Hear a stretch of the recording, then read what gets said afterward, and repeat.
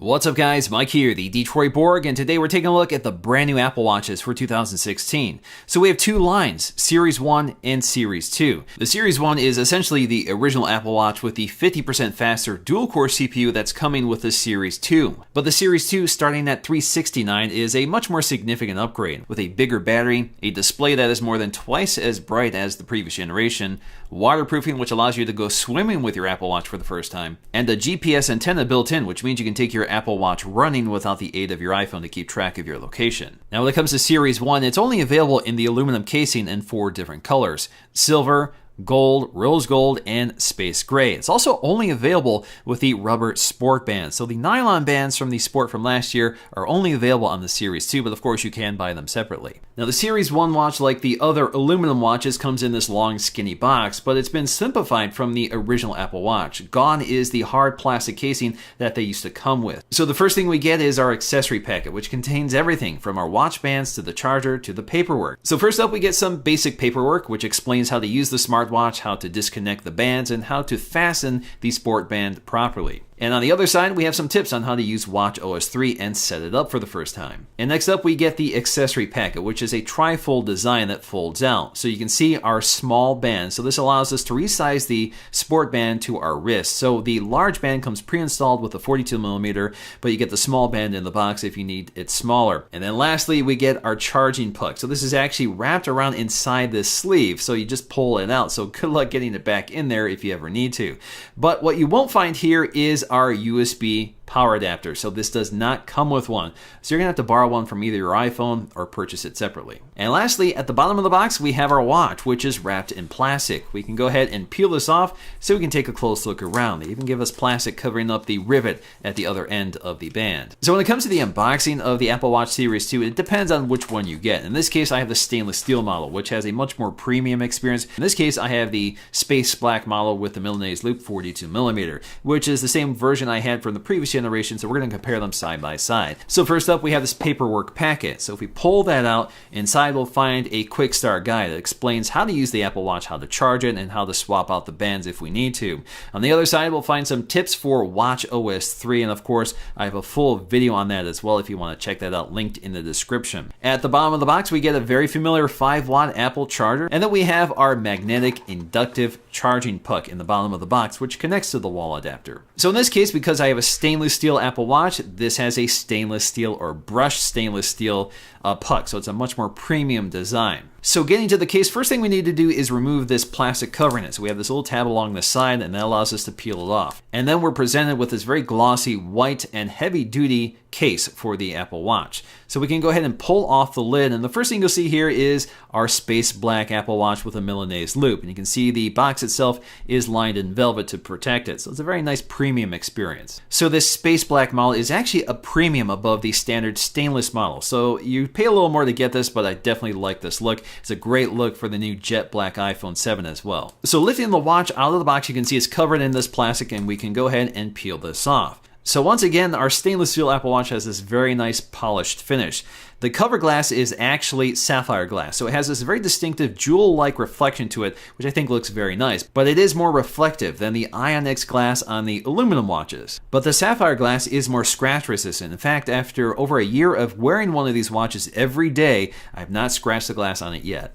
Now when it comes to the Series 1 watch, it looks exactly identical to the original watch. The only way to tell the difference is if you look at the text on the back, which indicates Series 1. Now for the most part, at first glance, the Series 2 looks a lot like the Series 1, but the quickest way to identify this as a Series 2 is by looking at the 2 holes along the side. So instead of a single microphone, we have a microphone plus an air vent. So it kind of looks like a dual microphone, which is what I thought it was at first, but Apple identifies one of them as an air vent. Now, if you look closer, you'll see some other differences. So for example, on the back, you'll see reference to Series 2, in addition to the relocation of the serial number, which is now inside the watch band clasp. So if you remove the watch band, you'll actually see the serial number inside instead of on the back of the device. They've also changed up some of the text, so you'll see reference to the GPS antenna built in addition to the 50-meter water resistance. And if you look at the watches side by side, you'll see that the speaker grill has also been redesigned for the new waterproofing measures, and it's been repositioned, but that's only noticeable if you're looking at them side by side.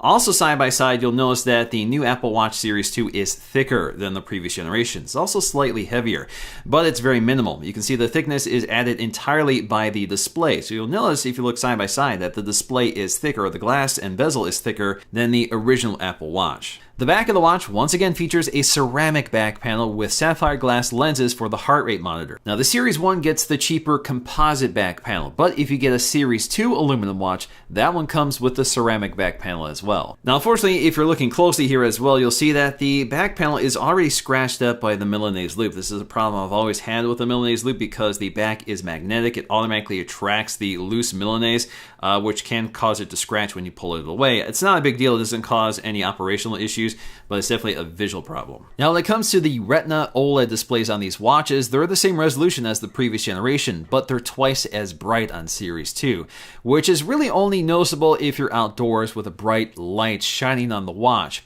So you can't easily reproduce this in all situations. You kind of lose control of that. It's all handled through auto brightness. It definitely makes a big impact. The display is much more visible outdoors in bright sunlight conditions. In fact, Apple says this display goes all the way up to 1000 nits. That's extremely bright, twice as bright as the 450 nits of the previous generation. The other thing that makes the display look quite a bit better on the Series 2 is the fact that it's much closer to the glass, so there's less refraction. You no longer see that gap between the glass and the display, which was quite evident, especially outdoors. Now, all Series 2 watches are waterproof up to 50 meters, so this reveals itself with some additional software features that takes advantage of it, including some workouts. So we now have pool swimming and open water swimming, which can keep track of your heart rate. Now, when you activate one of these modes, it turns off the display because the touch display cannot be used underwater. So if you want to interact with your display, you have to use one of the buttons along the side. And once you exit one of these exercises, this will actually initiate a purge for the speaker grill. So this will actually purge water from the speaker, and it actually emits a very distinctive tone.